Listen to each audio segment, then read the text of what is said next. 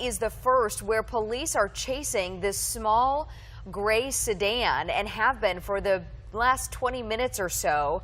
It started in the Mission Valley area. We believe now it's headed into the North County. You see there that car just going through stoplights. We believe he's off of Pomerado Road. If you're familiar with that area, and once Skyfox zooms out a little bit, you'll see some more of the suburbs, the Scripps Ranch, Mira Mesa area.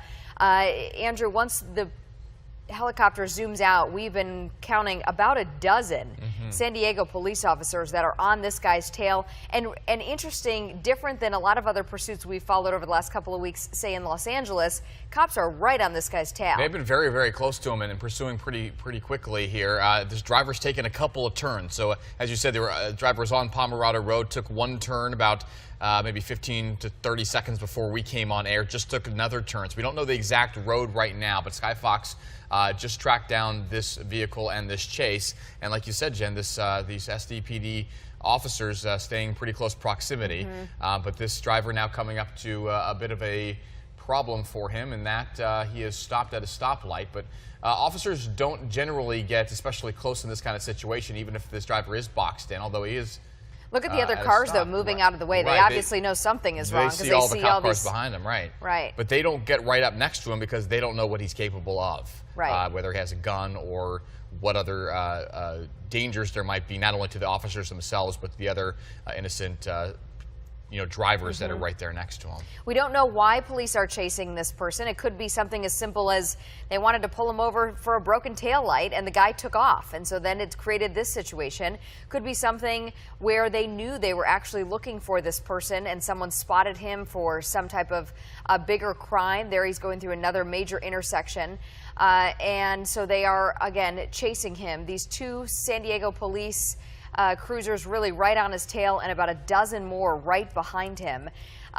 This area, from what I know, I'm guessing this is getting into the Poway area, the business park area. So if I had a guess, I would guess that they're off of Scripps Poway Parkway, potentially Poway Road. That sort of looks like this area. Again, it's a little bit, this area often has these big intersections.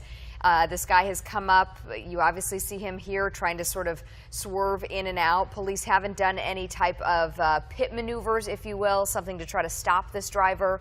I would imagine they're conversing on their radios to figure out, okay, if this guy hits another intersection, this would be a good opportunity to either hit him in the back and try to spin him out or potentially box him in. For the most part, he has been somewhat following the rules of the road, which is good for the other drivers, because the worst situation could be somebody who is on just a hightailed pursuit with no regard for other traffic, no regard for himself or the other drivers, and Andrew totally disregarding any type of rules of the road. Yes, somewhat being the key word there, because we have seen him do some pretty erratic things at times, but like you said, at other times he is stopping at intersections, as is the case right now.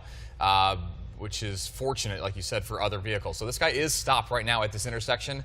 I don't know if it's a red light, can't tell from this perspective, but look at the number of San Diego police officers right there on his tail.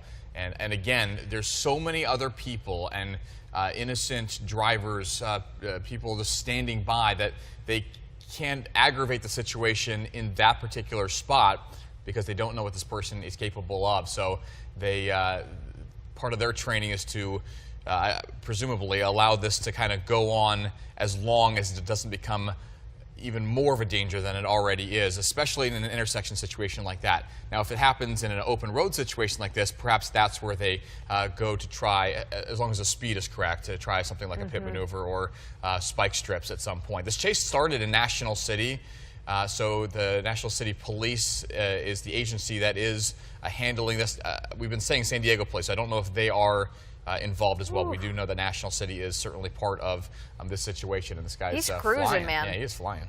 Speed limit there in that area on that street is 55. I'm just guessing, based on watching him from the air here, that he is going significantly faster than 55. But again, it is curious that then he slows down at those upcoming major intersections, which is good, because if you have other drivers who are flying through the intersection going the opposite direction at 55 or 60 miles an hour, you could have a pretty nasty crash. There's Skyfox zooming, giving us a really, really wide picture. You can tell that they are headed farther east as the landscape changes. You see fewer houses. Again, if he is if he was eventually off of Pomerado, potentially off of Poway Road, he could be coming up eventually along maybe the 67 that runs perpendicular to this road. Again, I'm just kind of taking a guess here based on my knowledge of the North County, chasing this silver neon and at a pretty good rate at this point. And again, we don't know why police are chasing him. It could be something as simple as a traffic violation. It could be something as serious as a couple weeks ago in Los Angeles, they wanted to get a guy because they thought he had some evidence in a murder, and that led to a high-speed chase. So at this point, police on their tail, on this guy's tail, and again, trying to get him to pull over. And you mentioned it a couple minutes ago, Jen, the proximity of these police cars to this driver is something we don't often see exactly like this, especially at high speeds. Usually they give them a little bit of a cushion for their own safety, but also to let the situation play out in as judicious a way as they can, so they don't get too close that one problem leads to another problem. But this officer is, I don't know, within 20, 30 feet at most, right behind this guy. And right now they don't seem to be going especially fast, but just about 30 seconds ago we're going pretty darn fast there. And one thing that we just saw, one vehicle pulling over to the side, at least they're in some open road. That's a fortunate thing, I guess. But there's so many other cars on the road that don't know this is coming. Right. And that's really dangerous, especially when you have a driver who could be, out there driving with a little regard for anybody else, depending on why they're running from the authorities. I can't tell from this helicopter shot if the police lights are on, but that could also be one of the reasons why they're tailing him so closely, as an indication to the other drivers, like, hey, you got to get out of the way. We need to get to this guy, because oftentimes if they really, really hang back, the other drivers certainly have no idea that this guy is they're being chased, because there's no police in sight. So several cars behind him, police vehicles. We believe it's National City Police, because that's where this chase originated from. It should be noted too that while we have the helicopter in the air and we obviously can see the picture, the police or sheriff's helicopter is also likely in the air as well, and sort of running the operation from the eyes in the sky. Certainly easier there. Here we're seeing this is kind of bizarre that he has the open lane if he were to want to take it, but now is in the left turn lane, right behind a couple other vehicles. So you talk about okay, so erratic here, look driving. at the other guy coming from the front. I think so they are going to try to stop him. Box him in right there, yeah. And this is what we talk about, as far as putting other people in potential harm's way. I mean, there's a truck driver right there who's now stuck right in the middle of this. Yeah, you've got one of those officers there in that unit. Officer's coming around. He's going to try to get the spike strips out. Yep. He's got to watch his own safety. No, he missed on the spike strip throw. Wow, that's incredible to see that effort. He's trying to get it out of his trunk in time, threw it out there, and this guy drove right around it and avoided it. But as he went through that intersection, putting more people at harm there, because at that point, obviously, he's figuring he's very close to getting caught.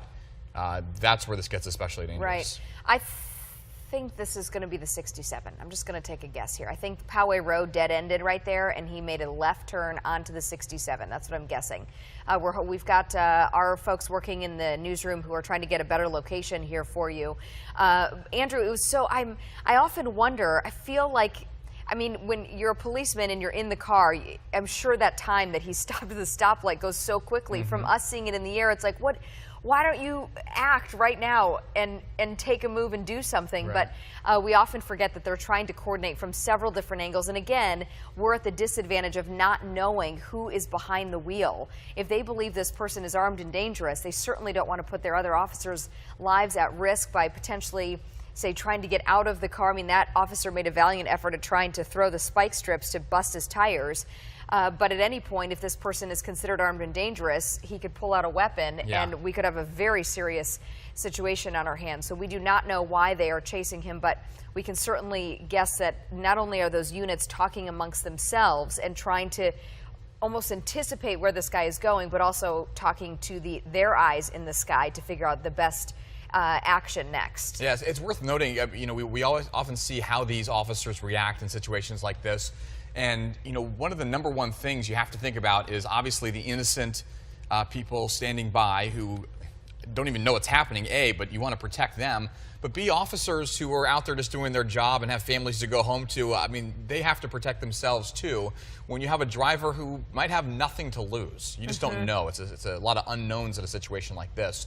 So they have to put their safety first. They have to put innocent people standing by, their safety first as well. And then, you know, then becomes the effort to try to stop this person. So, you know, it's very interesting to watch how they play into a situation where he comes to a stop or comes to an intersection, and they might be able to box him in. But again, if somebody has nothing to lose, that's not somebody you want to roll the dice with. We just got confirmation this driver is on the 67, headed Scripps Poway Parkway, dead-ended there as I anticipated, and then you could either go right or left. If he had gone to the right, he would have dumped out on the 67 into the lakeside area. He's decided to go left. That's taking him up toward Ramona. I grew up in the Rancho Bernardo area, so I kind of had a feeling of where he was. There's something I want to bring to y'all's attention, and that is this two-lane road. The 67 is known as one of the most dangerous corridors in San Diego County, and you can see why, Andrew, is they are now starting to wind up this sort of semi-inclined mountain here, and it is only a two-lane road going one direction in each way. And if there's any type of traffic backup, for example, you know, something else happens and the guy has to slow down, we could be in a pretty precarious situation. But this is a very dangerous road for drivers just going normal at the speed limit. Here it's opening up on the right lane there to those two lanes as a potential passing lane, and then it'll go back down again to single lane in each direction. But this is definitely known as one of the most precarious drives in San Diego as the 67 continues to wind up toward Ramona and then eventually continue up the mountain. And just within that shot, you can see 5 police cruisers in close proximity, chasing pretty close here. There's 1, 2, 3, 4, and 5, and there's even more beyond that. That's just within this shot from Skyfox. There's number 6, 7. And more but beyond them. So very, very close proximity that these cruisers have been staying with this driver. This chase started in National City this afternoon, and National City Police are part of this chase, following this guy all the way out to the State Route 67. And like you said, Jen, this is a road where things can get pretty precarious given the other drivers that could be out there. Maybe it's a time right now where there are fewer. That might be a fortunate thing. We've seen a number of cars coming in the opposite direction, but not a lot going in the direction that they are. So that's one thing you kind of hope for. You don't want anybody who's innocent just out there in the middle of their day, not knowing this is coming, getting kind of caught in the crossfire, if you will, of a situation where you have a driver who's driving erratically, a driver who has reason to run from authorities, and then you have all these cop cars behind him chasing pretty close. Again, we are trying to get confirmation on why they are chasing this person. We don't know if there's one person in the car or multiple people besides the driver.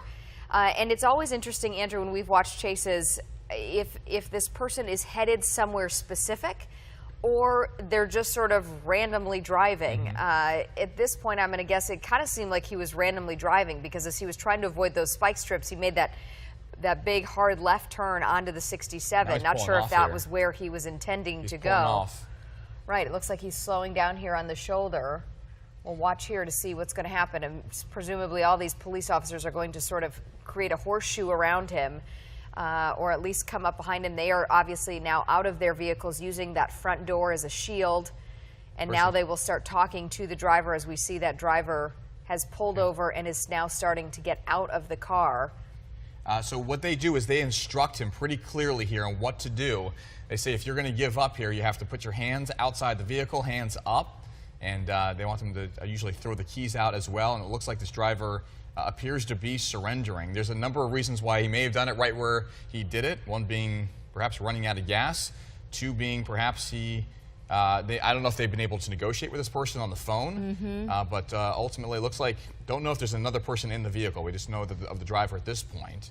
But if this person is in fact giving up, there's a specific number of instructions that these officers give them to protect themselves from any potential harm that this person might be willing to do to them, given the erratic nature of the situation.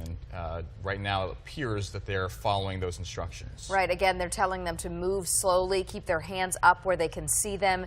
They will likely have this person with their hands up walk about 10 to 15 feet away from the vehicle and face away from them. So be facing continually northbound on the 67, hands up, and then get on their knees and lie flat on the pavement there, where they are unable to reach for any type of weapon or be a threat to those officers. At that point, when the police feel like it is safe, they will approach that driver and hopefully cuff them without any type of further incident. I am noticing, Andrew, if you look at that first cop car there in the front row on the left, you see the canine that is out. We've seen a couple different chases also recently up in Los Angeles where they did send that canine to get the driver because the driver wasn't complying and they felt like their safety was at risk. And let me tell you, you get that canine unleashed on you and you're not going anywhere. No, it's worth noting this is live, so there's a lot of different situations that could play out, so we're just kind of keeping an eye from a distance here with Sky Fox above and hoping that this goes as police plan, which is to get this driver with their hands up and to surrender safely. And it appears that they're out of the car. It looks like they have their hands up. You never know, though. I mean, if they go to reach for something, you know, cops have to protect themselves, and that can end in a way that we don't want to see. But it looks like this guy does have his hands up and is backing up. Hands are on the top of the trunk right there. And hands are now, it looks like, okay, now he's lying down on the ground. Kind of surprising to see him how close he is to the vehicle, because like you said, Jen, often they get him away from the vehicle, but that guy is doing what they're asking, which is lying on the ground, hands behind his head. And now officers will slowly approach as they are. Look how many there are. There's at least a dozen of them swarming in. Now their job's not over, because now they have to look in the vehicle. They have to make sure there's no other people, no other potential threats, maybe look for evidence. They have to open the trunk. They have to go through a number of steps now to make sure that this threat is in fact over, because it's a situation where they have a lot of unknowns. And now that process begins as they take this driver into custody. Looks like he was the only person in the vehicle. I'm not seeing anybody else get out of the car, and here they are again taking that person in custody. It is a man. Right? It looks like that is a guy. Yes. It looks like he's wearing a suit, actually.